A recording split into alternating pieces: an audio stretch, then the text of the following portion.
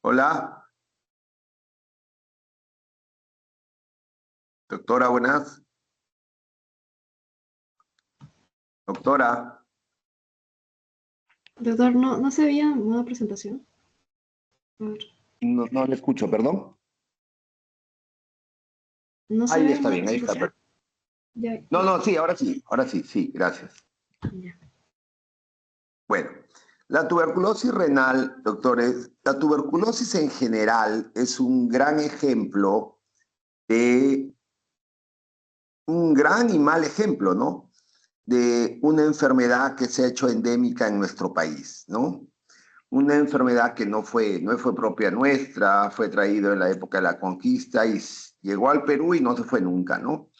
Una enfermedad que si bien es cierto, se han hecho grandes avances, grandes pasos para salir de ella, pero no se ha podido liberarse de esta enfermedad, ya que no solamente tiene que ver el factor en sí, eh, el factor del agente del Mycobacterium, sino tiene que ver mucho el tema cultural, social, económico que va en nuestro país. Sobre todo el tema cultural eh, va muy de la mano con esta enfermedad, ¿no?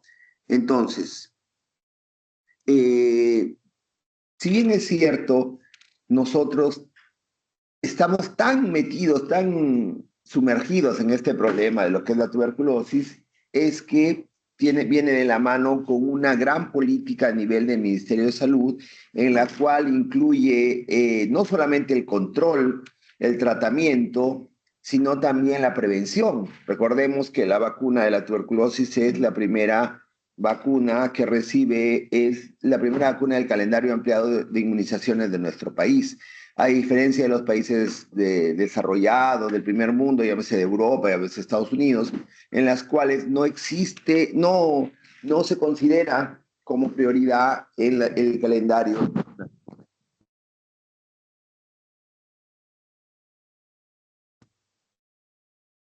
La siguiente, doctora. Entonces, la incidencia es baja, ¿no? En, Imagínense la que tenemos en Estados Unidos en referencia a la que tenemos en el Perú. Estamos hablando de 216 por cada 100.000 y apenas de 8 por cada 100.000 en Estados Unidos, ¿no? Recordemos que la TBC renal, si bien es cierto, tiene mucho que ver como una consecuencia directa de una tuberculosis pulmonar de años anteriores, llámese entre 8 a 10 años. Si bien es cierto, nosotros si no manejamos adecuadamente una tuberculosis pulmonar, vamos a tener esta complicación a lo largo de los años, que es una tuberculosis renal o urogenital. La siguiente.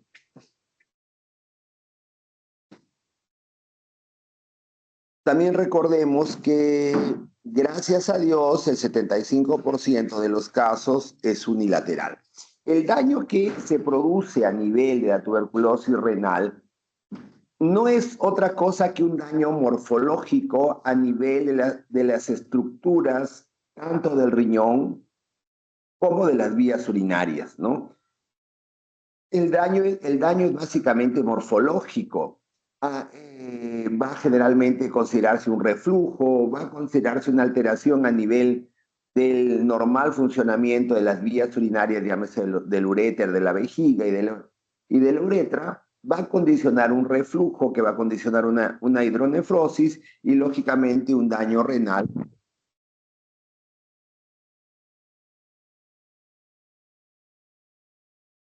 El paciente puede quedar como un monorreno funcional, puede conservar su función renal y no llegar a este estadio avanzado de insuficiencia renal y posteriormente el llegar a una terapia de reemplazo renal, ya sea hemodiálisis o diálisis peritoneal. Existen ciertos factores, sobre todo en los países desarrollados, como por ejemplo el VIH-Sida, el cual condiciona un aumento en la incidencia y en la prevalencia de esta enfermedad, sobre todo en minorías de la población, ya sea en minorías raciales o minorías culturales, sociales, ¿no? Se ha considerado un gran aumento, por ejemplo, de TBC, tanto pulmonar como renal, en ciudades como Filadelfia y San Francisco, en Estados Unidos, en los cuales hay un gran aumento de la drogadicción, sobre todo en minorías de raza negra e hispana, ¿no? La población joven y la adulta media siempre es la más afectada en esto. El porcentaje de hombres en relación a mujeres es muy alto, estamos hablando casi el doble, de 5 a 3, ¿no? En niños, recordemos que el calendario ampliado de vacunaciones te da una inmunidad aproximada hasta los 14 años. ¿Sí? La siguiente. Hay refuerzos, pero no se utilizan los refuerzos en la, en la práctica diaria, ¿no? ¿Quién ha recibido una vacuna de refuerzo para la tuberculosis? Al menos que yo me acuerde, no lo tenía. ¿Cómo vamos de la epidemiología? A ver, nosotros tenemos, en primer lugar, la inmunización. Sabemos que el primer contacto que tenemos frente al agente, al micobacterium tuberculoso, es definitivamente la vacuna. La vacuna es el agente, es el mismo micobacterium atenuado. ¿Qué quiere decir? Que recordemos que las vacunas generalmente son subcutáneas o intradérmicas, ¿no? Entonces, condicionan que al levemente depositar el inóculo, ¿no? El antígeno a nivel del tejido conjuntivo que va por debajo del tejido epitelial en el cual aplicamos, va a condicionar la presencia de células de defensa en nuestro tejido conjuntivo. Dentro de esos tenemos los plasmocitos o células plasmáticas, que son, ya sabemos nosotros, son células de defensa, son células de memoria, tienen receptores. Entonces, sí, van a ser los primeros en actuar en esto. Entonces van a tratar de reconocer la estructura, la variedad de este antígeno y van a condicionar una respuesta inmune. Comienzan a actuar los macrófagos. Recordemos que la vacuna es capaz de hacer que reaccione una célula plasmática para producir un anticuerpo, pero no es capaz de desarrollar la enfermedad propiamente dicha, ¿no? Entonces de lo que se trata es que comiencen los macrófagos a actuar. Sí, los macrófagos pueden curar, definitivamente destruyen las células, destruyen el antígeno, destruyen el Mycobacterium, no producen infección, salvo pues en ciertos casos que tengan que ver con inmunidad, en ciertos casos que tengan que ver con problemas educativos serios, de nutrición y demás, pueden llegar a producir una infección y luego una diseminación. Entonces hay que tener muy en cuenta que si la base de la inmunización es desarrollar una inmunidad celular o una hipersensibilidad retardada. ¿Qué quiere decir? Que cuando posteriormente, a lo largo de nuestra vida, volvamos a tener un contacto con este agente, con este micobacterium, nuestras células plasmáticas van a tener el conocimiento y la capacidad de desarrollar muy rápidamente un anticuerpo. ¿Sí? Entonces, si todo va bien, si nuestro sistema inmunitario está bien, si es que nuestras vacunas están al día, si es que nuestra nutrición es adecuada, muy difícilmente vamos a llegar a tener una tuberculosis pulmonar y a lo largo de 8 a 10 años una tuberculosis renal. La siguiente.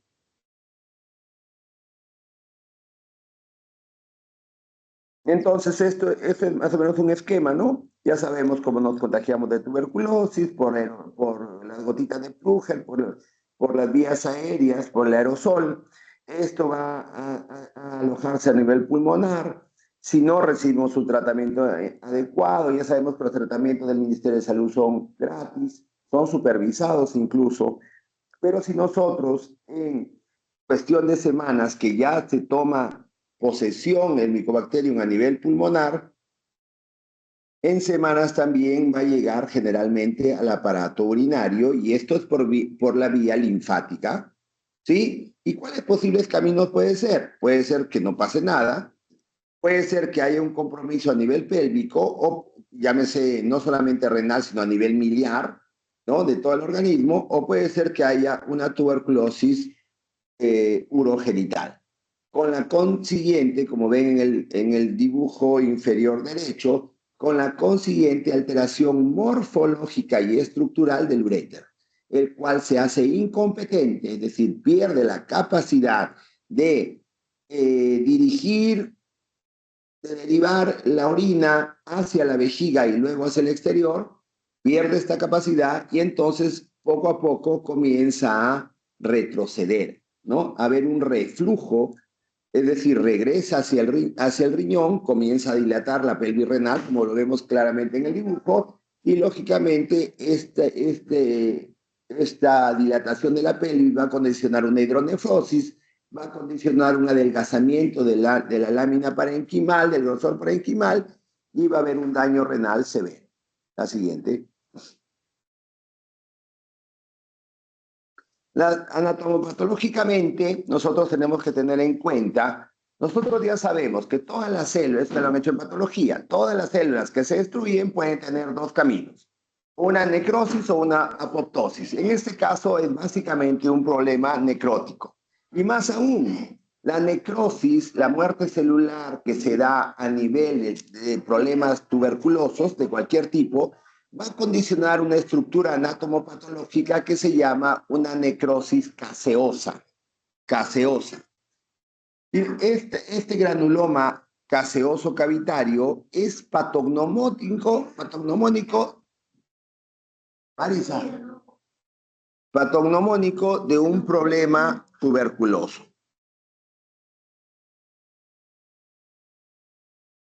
Entonces, ¿y qué es este granuloma caseosa? No, no es otra cosa que el contacto que tenemos con el Mycobacterium es frenado de alguna manera por los inmunocomplejos producidos a nivel de las células plasmáticas. Se da la presencia de un rosario de macrófagos, ¿no? Una especie de rosario de macrófagos que envuelven a este agente y condicionan una necrosis coagulativa sumada a una necrosis licuefactiva, es decir, primero comienza con la disminución del aire, del oxígeno, y luego con la presencia de sustancias líticas propias de sus lisosomas, y esto va a condicionar una apariencia de queso. Es muy característica en un problema de TBC, no solamente renal, sino de cualquier parte del organismo.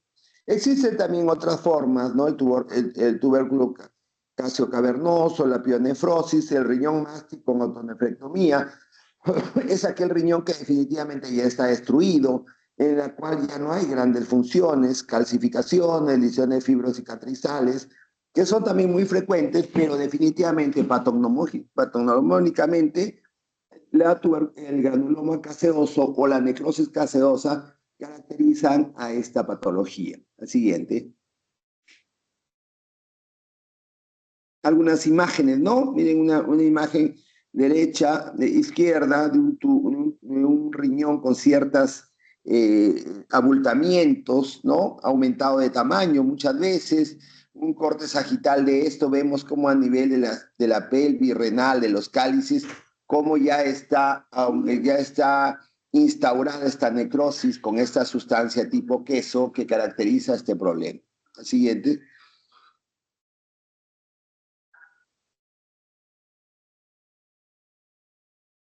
Casi lo mismo, ¿no? Miren la imagen de la mano izquierda en relación con una tomografía, como a nivel de la pelvis renales ya se ha encontrado esta necrosis que en este caso aún no ha llegado a dilatar, pero sí hay la presencia ya de células muertas, generalmente a nivel de la pelvis renal. La siguiente.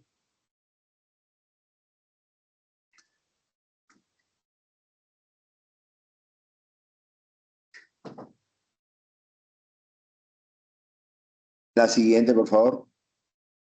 Otro corte sagital, ¿no? Ya no solamente vemos que ya no solamente hay, la anterior, ya no solamente hay el problema a nivel de la pelvis renal, sino también a nivel ya del parénquima renal, ¿no? Ya vemos el parénquima que se encuentra adelgazado. Nosotros sabemos que el parénquima mínimo es de 12, hay ciertas áreas en las cuales ya está menos de 12. El riñón, que si bien es cierto, en un momento podría hacerse un poco más grande por el tema de la hidronefrosis, ya se está comenzando a disminuir de tamaño, ¿no? La siguiente, la glándula suprarrenal, que generalmente no tiene una relación directa con el riñón, también se ve afectada en estos casos. ¿Cuál es la clínica de la tuberculosis? La clínica de la tuberculosis renal hay una triada que es muy característica, que hay una cistitis recurrente, hay un síndrome misional, ya sabemos que está caracterizado por una disuria, una polaquiuria, un tenesmo vesical, ¿no? Y que va de la mano con urocultivos negativos, ¿no? Es lo que nosotros llamamos piurias estériles, ¿no? Existe una hematuria que en muchos casos generalmente se hace macroscópica, ¿no? Y va acompañada de dolor, ¿sí? Entonces, si nosotros tenemos las características de una hematuria que va acompañada de dolor, que tiene un color rojo rutilante y que hay la presencia muchas veces de coágulos, estamos hablando de una hematuria ya no glomerular, sino de vías urinarias. ¿Sí? Entonces, esta hematuria muchas veces se hace macroscópica, luego tiende a ser microscópica y puede durar por mucho tiempo. Como todo problema de tuberculosis, ya sea de cualquier parte del organismo, va acompañado de un compromiso sistémico grande. Puede ser una hiporexia, puede ser una bulia, puede ser una apatía, puede ser una baja de peso, fiebre, sudoración nocturnas, que no solo caracterizan a problemas de tipo renal, sino a problemas tuberculosos de cualquier origen, de cualquier situación, de cualquier lugar. ¿Sí? La siguiente. Lógicamente comenzamos a ver una falla renal crónica, una enfermedad renal crónica, y eso es como consecuencia de todo el daño a nivel de las vías urinarias y a nivel del riñón mismo, ¿no? Cuando se asocia a un problema genital, lógicamente el tratamiento se hace más difícil, ¿no? Tenemos un tratamiento en el cual ya no va a condicionar solamente un tratamiento específico para el problema de la tuberculosis, sino también un problema ya de orden quirúrgico inclusive, ¿sí? Es básicamente en hombres mucho mayor, estamos hablando de un 75%, quienes entran a tallar acá el epidídimo, los testículos, la próstata, pueden tener un gran compromiso de una tuberculosis en estos casos. La siguiente, siempre la vía linfohematógena es la principal vía de diseminación de la tuberculosis en estos casos. Las complicaciones pueden ser la hipertensión, ya sabemos que esta necrosis de tipo gaseoso también puede condicionar calcificación, puede producir el riñón masti, que es como decir un riñón en remolacha, que luego ya se hace insuficiente completamente, un daño renal crónico, son dentro de las complicaciones más importantes de la tuberculosis renal. La siguiente. El diagnóstico, ¿no? El diagnóstico, mire, el Perú pues nadie le gana en tuberculosis, ¿no? O sea, tenemos tanta experiencia en tuberculosis que también nos hemos vuelto expertos en tuberculosis. Muchos médicos peruanos son llevados a otros países como consultores de tuberculosis por la gran experiencia que tenemos y el manejo que no es malo, no tenemos un mal manejo a la tuberculosis. Lo que pasa es, como les digo, acercar a la población a los medios de salud para combatir ese tipo de patologías es difícil. La gente siempre es muy renuente a ese tipo de tratamiento. Entonces, un análisis de orina se utiliza Sil-Nielsen, o BARC, es una coloración que es muy sensible, pero es muy poco específica. O sea, quiere decir que da muchos falsos negativos.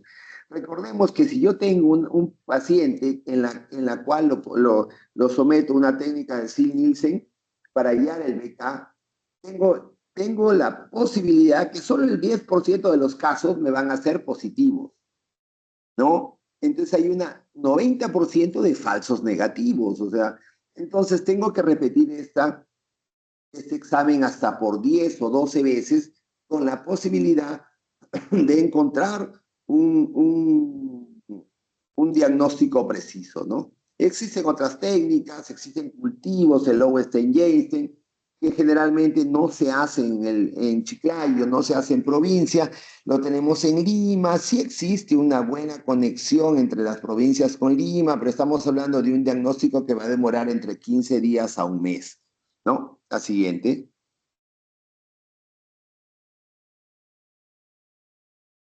¿No? Esta es una tinción en el silnil, se ven cómo se ven los bastoncillos, ¿no? La forma de bastoncillos, los bacilos, por algo se le llama bacilos, que son fáciles de ver. Lastimosamente la cantidad por medio de orina se hace muy subjetiva. También tiene que ver mucho la capacidad del investigador, del observador para esto, ¿no? La siguiente. El cultivo de orina de Lowenstein-Jameson, como dijimos, estamos hablando de que es un 80% de posibilidades de un verdadero positivo. Se puede utilizar también inoculación en animales, test de tuberculina. El PCR para Mycobacterium tuberculosis es genial. El PCR es carísimo. No se hace en forma muy frecuente, pero sí es muy sensible esta muestra para el diagnóstico de TBC. Eh, los métodos de ayuda diagnóstica de imágenes ayudan mucho. La función renal siempre hay que revisarla. Recordemos que el daño a nivel morfológico de las vías urinarias condiciona reflujo, condiciona el adelgazamiento de la lámina del parenquimal y lógicamente hay un daño renal que puede llegar a ser muy severo. La siguiente. Cultivo, ¿no? El cultivo de Lowenstein-Jameson que hablamos hace un momento. La siguiente.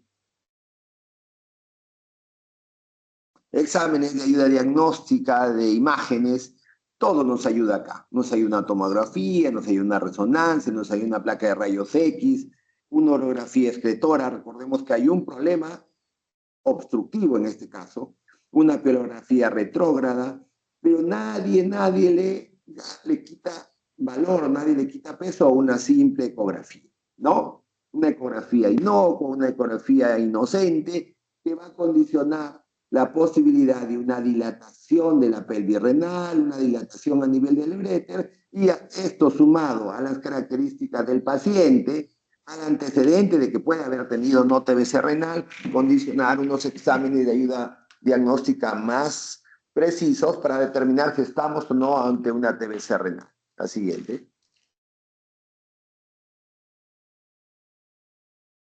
Hallazgos fluorográficos en una tuberculosis renal.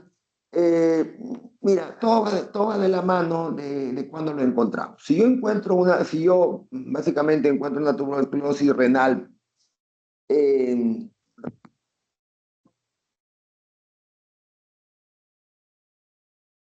patológico podría encontrar una calcificación, que eso no lo voy a hacer, no voy a hacer una biopsia renal de un paciente, ¿no? Entonces, los elementos urográficos secundarios, puede haber problemas ya de algún tipo de problemas de papilas, a nivel de papel, dilatación, a nivel infundibular, que puede condicionar que algo esté pasando, ¿no? La siguiente. Esta es una imagen básicamente de una dilatación a nivel de la pelvis renal con el uréter aún intacto, ¿sí? Entonces la dilatación de la pelvis renal ya está condicionando un problema obstructivo y ya está condicionando que va a haber, hay un problema de reflujo, o sea, de retroceso hacia el riñón. La siguiente es con contraste esto, ¿no? Ya vemos acá, ya no solamente se encuentra a nivel de la pelvis renal, sino también va entrando al riñón y lo peor, va yendo hacia el uréter. Miren, en este ya está afectando la parte proximal del uréter y ya se está yendo hacia la parte media. Recordemos que el calibre del uréter no es uniforme, generalmente en el tercio medio es discretamente más angosto. La siguiente. Ya es un caso mucho más avanzado, no solamente está a nivel ya no solamente está a nivel de la pelvis renal, sino ya ha llegado inclusive a nivel del parénquima. Y miren el uréter completamente engrosado e insuficiente en este caso, ¿no? ¿Sí? Toda esta imagen es con contraste y vemos que esto no debería ser así. Generalmente los uretes deberían estar colapsados de alguna manera, sino, pero en cambio acá se encuentran completamente llenos de orina. La siguiente.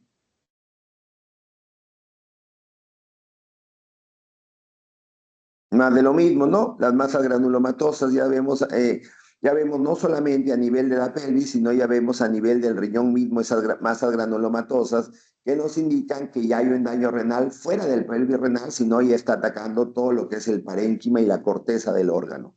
La siguiente. La siguiente, por favor.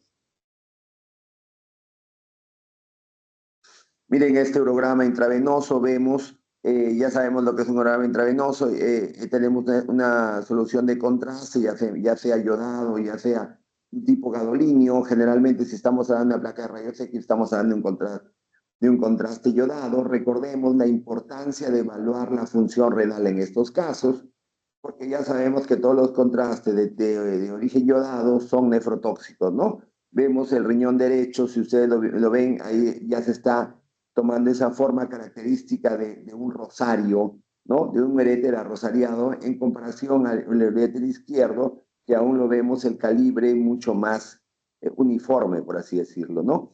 Y si ustedes son un poquito más acuciosos, en la parte inferior vemos la vejiga.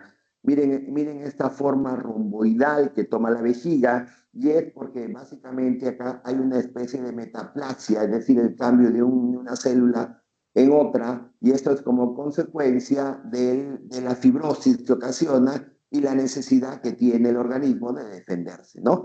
Al tener esta forma, al cambiar el epitelio, tiende a perder distensibilidad, entonces va a perder la capacidad de botar la orina hacia afuera y va a condicionar un mayor reflujo, ¿no? La siguiente. La siguiente. Ya un riñón, mire, el riñón derecho definitivamente ya no funciona, ya solamente todo es son granulomas, ya no se ve una imagen tanto de corteza o de parénquima, de pelvis renal ya no hay, ¿no? Sí, en el izquierdo, bueno, aún se conserva cierto grado de pelvis renal, el uréter inclusive se encuentra todavía dilatado, pero en el derecho ya no hay ni siquiera la imagen del uréter, ¿no? Y es lo que estamos con contraste, ¿no? La siguiente. La siguiente, por favor. Es más de lo mismo, ¿no? Miren, ese es lo que llamamos riñón en remolacha, una escayola. Es un riñón en el cual ya definitivamente no hay funcionamiento. Hay una fibrosis tremenda. Se ha perdido la diferenciación córtico-medular, es decir, las dos partes funcionantes del riñón. Ya no hay inclusive la corteza. Si vemos esta doble imagen a nivel del borde del riñón, acondiciona que ya no existe ni siquiera una corteza que pueda mantener la forma organizada del riñón. La siguiente. El daño del uréter, miren la relación entre el uréter de la mano izquierda con el de la mano derecha, las zonas amplias y los ensanchamientos que condicionan la imagen característica de una tuberculosis urogenital, que estamos hablando de un rosario, de un uréter arrosariado, ¿no? La siguiente. El riñón derecho, ¿no? Miren, completamente dilatado, condiciona una hidronefrosis severa en el riñón derecho, ¿no? La siguiente. La vejiga, lo que dijimos hace un momento, miren la característica por el cambio del epitelio a nivel de la vejiga, por los altos grados de fibrosis ocasionada, se ha cambiado el epitelio de transición de la vejiga generalmente por un epitelio estratificado plano, condiciona una menos distensibilidad y el aumento progresivo del daño, del reflujo y del daño renal, ¿no? La siguiente. Más de lo mismo, ¿no? La vejiga en relación al... Eso es como una cistografía, la siguiente. Una tomografía, miren el riñón de la mano, el de la mano derecha completamente hidronefrótico en relación al de la mano izquierda, que aún conserva la imagen de la diferenciación corticomedular, la parte central blanca rodeado de una parte periférica de un color más oscuro. En comparación del riñón derecho que está completamente hidronefrótico, ya no hay diferenciación corticomedular, ya no hay parénquima renal. Lógicamente, este es un paciente monorreno funcional, ¿no? La siguiente. El diagnóstico ya sabemos que es poco difícil con la técnica de Signissen, ya sabemos la cantidad de falsos positivos, falsos negativos, ya sabemos que los problemas urogenitales en los cuales se toman los testículos, se toma la próstata, condicionan también un enlentecimiento en el diagnóstico, ¿no? Siempre considerar esta triada que les dije, la cistitis más la hematuria, más el urocultivo negativo, son muy importantes, lógicamente acompañado de compromiso sistémico y antecedentes de tuberculosis pulmonar con los años. La siguiente. La siguiente.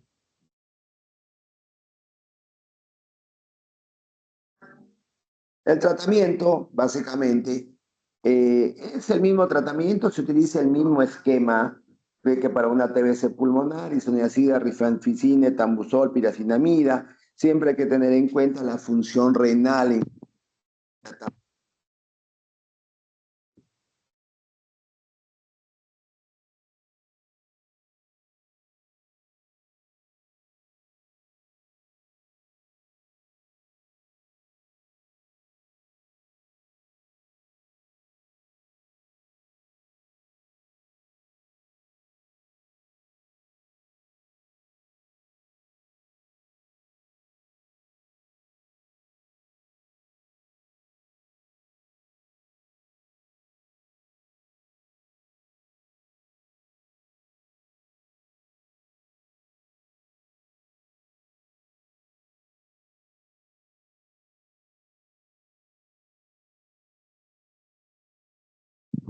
la siguiente, por favor. Tratamiento quirúrgico, gracias a Dios, ha disminuido y esto es por la gran cantidad, gran eh, variedad de fármacos que podemos utilizar por las constantes campañas del Ministerio de Salud que condicionan diagnósticos más precisos, más precoces. Generalmente el uso de fármacos ha condicionado la posibilidad de una detención del daño renal y ha evitado nefrectomías o problemas quirúrgicos en este tipo. Sí se dan problemas quirúrgicos, sí se dan actitudes quirúrgicas en pacientes monorrenos funcionales con una gran hidronefrosis, pero esto es como consecuencia de dolor o de síndrome compartimental que tenga como consecuencia una urgencia quirúrgica, ¿no? Muy especial en los casos, ¿no? La siguiente. Se utiliza también la posibilidad de reparar no solamente la vejiga con intestino, sino también los uréteres, ¿no? El pronóstico de la tuberculosis renal puede ser urológico, puede ser nefrológico, puede ser sistémico. Ustedes saben que un compromiso renal, un compromiso sistémico de la tuberculosis va a condicionar un mal aspecto del paciente, un deterioro muy rápido del paciente. Esto lo hace inmunocomprometido y puede tener cualquier complicación bacteriana y el paciente fallece. Los problemas urológicos de por sí son problemas obstructivos, son con problemas de mal funcionamiento, de insuficiencia de estos órganos que permiten el problema del reflujo y aumentan el daño renal. En cuanto a la gravedad nefrológica, ya sabemos que el daño renal como consecuencia de un problema obstructivo de reflujo va a condicionar un aumento en los azoados, una disminución en la producción de la eritropoiesis, una disminución en la producción de la vitamina D3, una alteración a nivel del medio ácido base, una mala alteración a nivel de electrolitos, es decir, toda la gama de funciones que cumple el riñón y el paciente va a entrar en una enfermedad renal crónica que inclusive va a llegar a estadio 5 y va a condicionar el ingreso de este paciente a terapia de reemplazo renal. La siguiente. No, no es bajo, ¿eh? Estamos hablando de que un 3.5% de pacientes que se encuentran en diálisis son como consecuencia de una tuberculosis renal. No es poco, ¿ah? Recordemos, ustedes ya saben muy bien que la primera causa es la diabetes, la segunda es la hipertensión, el colesterol y triglicéridos, el ácido úrico, glomerulopatías primarias, glomerulopatías infecciosas, glomerulopatías obstructivas, y dentro de esas consideramos a la TBC con hasta un 3.5% de pacientes que han llegado a diálisis como consecuencia de una tuberculosis renal maltratada, ¿no? La siguiente. ¿Alguna pregunta, doctores?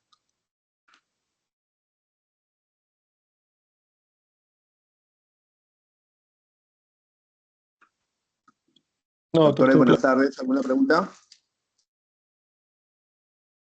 Hola. Todo No, claro, doctor, doctor. todo claro. Ya, entonces puedo preguntar a ustedes, ¿les puedo preguntar? Eso, doctor. Ya, un favorcito, 2 minutos y continuamos con la siguiente clase, ¿ya? Gracias.